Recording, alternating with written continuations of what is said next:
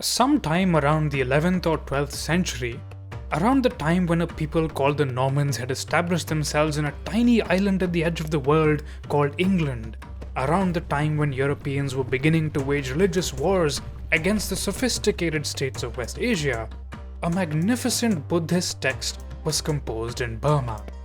It was called the Loka Pannati, the description of the world, and it brought together stories and cosmological ideas from across the vast trading world of the Indian Ocean. But it also included something shockingly new, stories that we might recognize today as science fiction.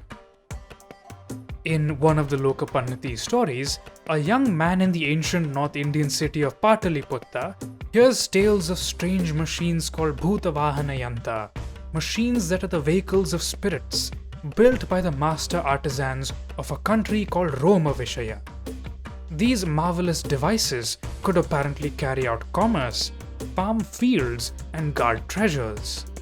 The young man was so eager to learn how to make them that he made sure he was reborn in Roma and married the daughter of the chief engineer.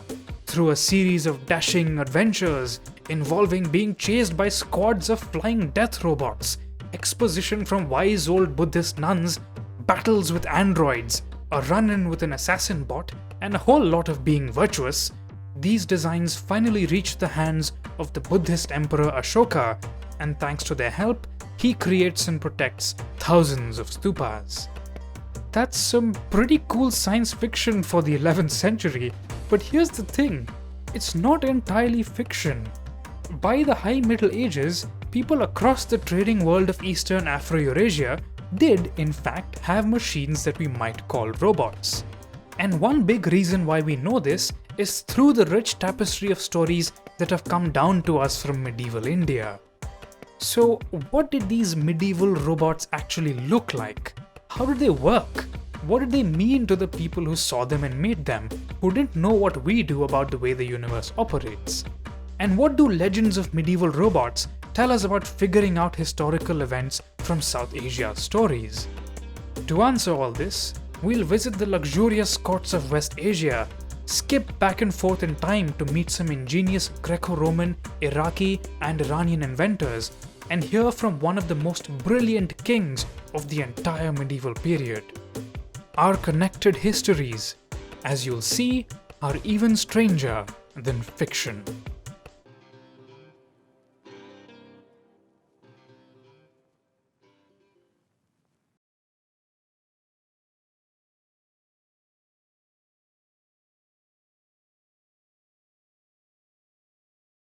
To figure out where the authors of the Loka Pannati got their ideas about robots, we need to travel back to the 10th century. By this time, trade across the vast interconnected landmass of Afro-Eurasia was beginning to reach levels that had not been seen since the fall of the Roman Empire in Western Europe. People were beginning to visit places that they had never dreamt of and interact with cultures that they could never have dreamed of. Polities across Afro-Eurasia had become complex, with specialized trading economies, and participated in relay networks that spread goods far and wide. For the first time in history, people such as the Rus and Scandinavian Vikings, Franks, Greeks, Arabs, Armenians, Egyptians, Syrians, Iraqis, Swahilis, Gujaratis, Konkanis, Malayalis, Tamils, Telugus, Odiyas, Bengalis, Malays, and Chinese began to interact with each other and became aware of just how big the world really was. It was a time of wonder and discovery, and wonder is probably exactly what the Lombard bishop and diplomat Liutprand of Cremona from southern Europe felt as he was welcomed across the sea into the court of Constantinople in the year 948. In front of the throne was a tree, branches full of birds, all made of gilded bronze, singing the songs of their species. On its sides were lions of gilded gold, which opened their mouths to roar with quivering tongues. He bowed down to the emperor, and when he raised his face, he saw that the throne had risen almost to the height of the ceiling. Imperatoris vero solium erat arte compositum ut in memento humile excelsius modo. Quod qualite fieret cogitare non potu, nisi forte eositu vectus a Gallio, quod ocularium abores subveunt. said Liutprand. We, however, have some idea how these medieval Mediterraneans may have constructed this mechanical marvel. To find that out, let's jump back about 1,000 years and skip across the Mediterranean Sea to ancient Alexandria, where we have the earliest attested use of steam engines and sophisticated automata using hydraulics and compressed air. We know from a number of surviving texts that the ancient Greeks loved to use concealed hydraulic systems to move temple doors and even the idols of gods. The fact that these were mechanical devices didn't matter to true believers. The very fact that they worked at all was seen as a wondrous sign of the connectedness of the mortal and divine worlds. The Ptolemies of Egypt were among the wealthiest of all ancient Mediterranean Hellenistic dynasties, and they were also patrons of education and engineering. They were responsible for the foundation of one of the most famous libraries in human history, the Library of Alexandria, which contained between 40,000 to 400,000 scrolls on everything from classical Greek literature to treatises on astronomy and natural philosophy. It also brought together an unprecedented concentration of scholars and engineers, which was great for its founder, Ptolemy II Philadelphos. In 278 BCE, Ptolemy ordered a grand procession in Alexandria, which included ostriches, panthers, lions, giraffes, and other animals, dozens of massive tableaus on carts, hundreds of performers dressed as creatures from myth, and huge statues of the gods. There were also fountains that poured out an endless flow of wine and milk, including a 15-foot tall one shaped like their wine god Dionysus, with the overflowing cup. There was also a similarly sized automaton of Dionysos' nursemaid Nysa, which could apparently stand up and pour out milk, so huge that it was pulled by 60 men. This apparently self-moving device from the 3rd century BCE is the earliest known example of a robot. Evidently, humans have been pushing the boundaries of what we can do with technology since well before modernity emerged in the 19th century. The science of automaton engineering would continue to develop across the Hellenistic world, and especially in Alexandria, over the next centuries. In the 1st century of the Common Era, the Greco-Egyptian engineer Heron, living under Roman rule, published a series of texts describing some very crafty automata. Here's an example. Water from a running stream pours into the basin and down into an airtight container, forcing the air up and out through pipes to make it seem as though the birds are singing. As the container fills with water, it gradually rotates the owl. When it's full, it looks as though the staring of the owl has silenced the other birds. The poor owl was considered quite ominous in many ancient cultures.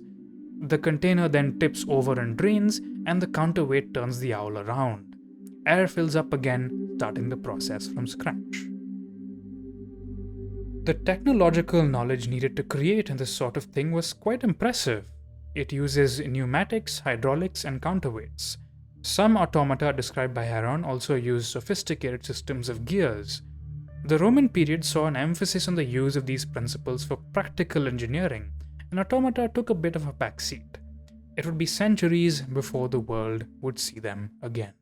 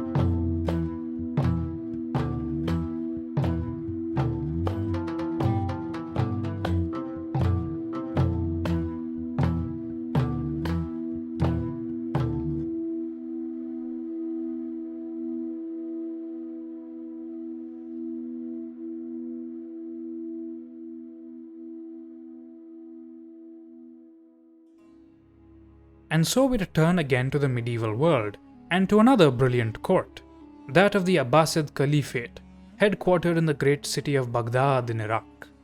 The Abbasids ruled over the largest empire that the world had seen since the fall of the Western Roman Empire, and they harbored an endless curiosity for the knowledge and wonders of the world.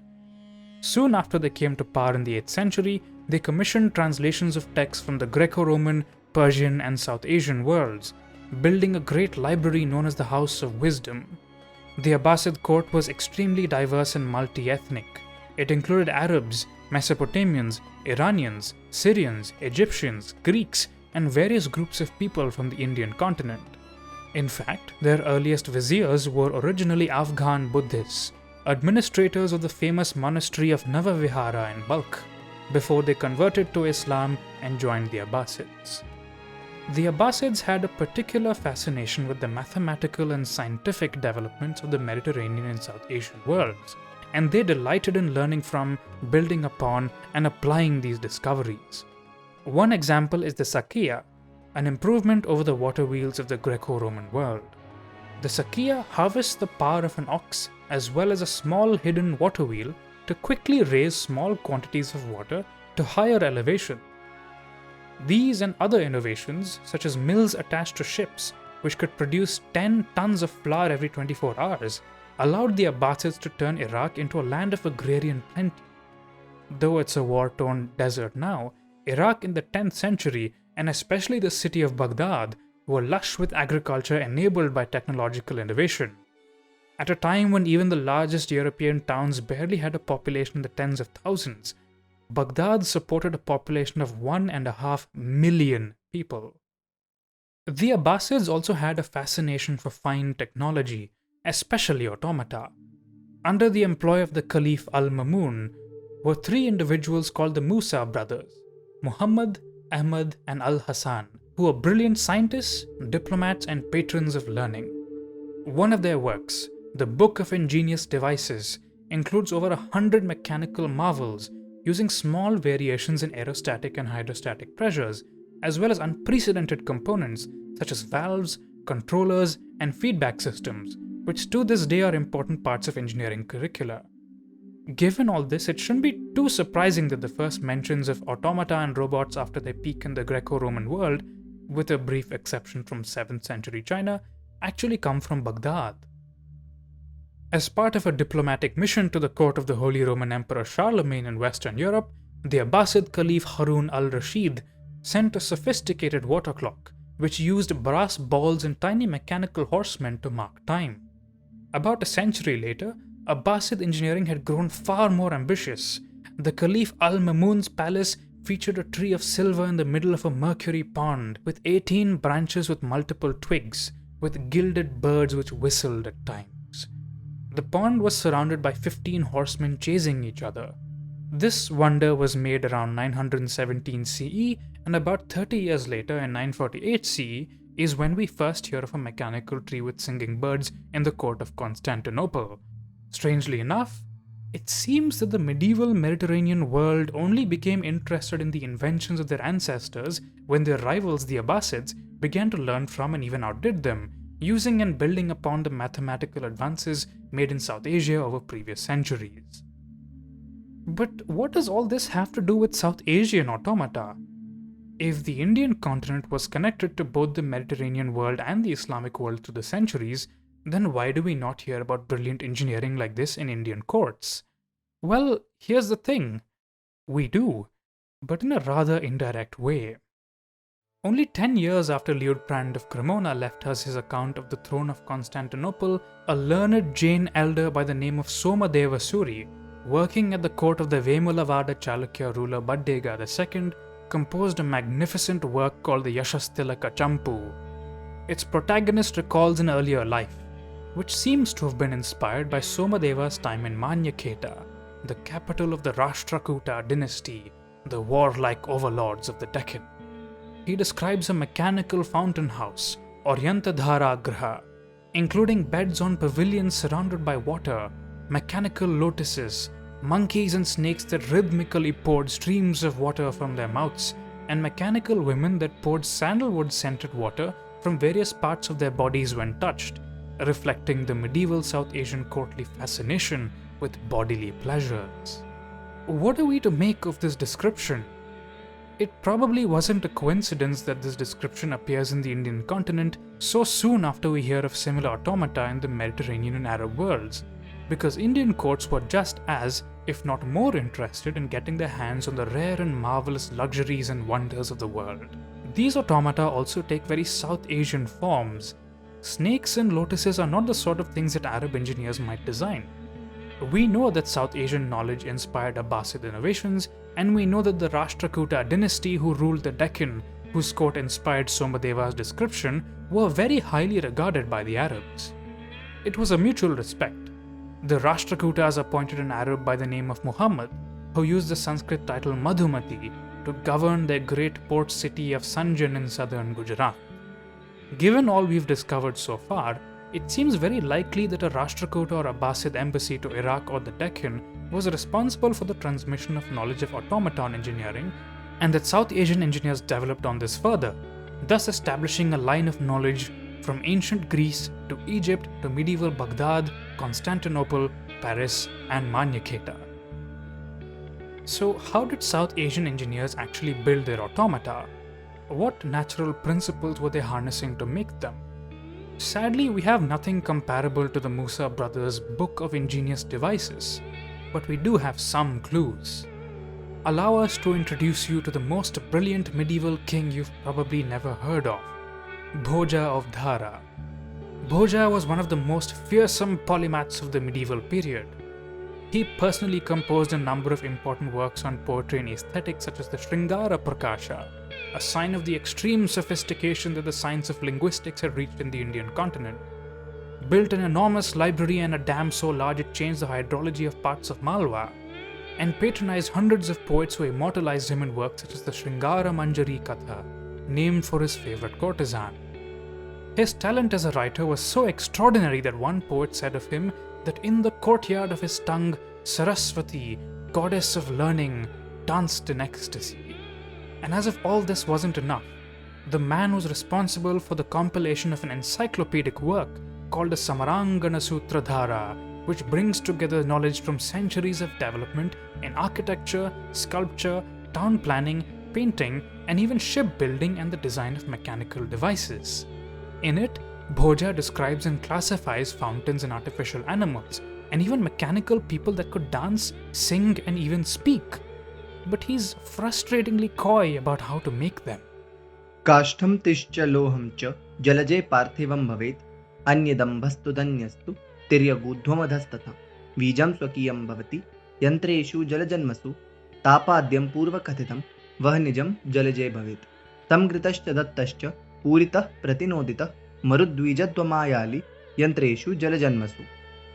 This suggests to us that South Asian engineers thought of themselves as creating artificial life, composed of the same four elements that make up all living things, and that they were acquainted with a dizzying array of potential mechanical marvels.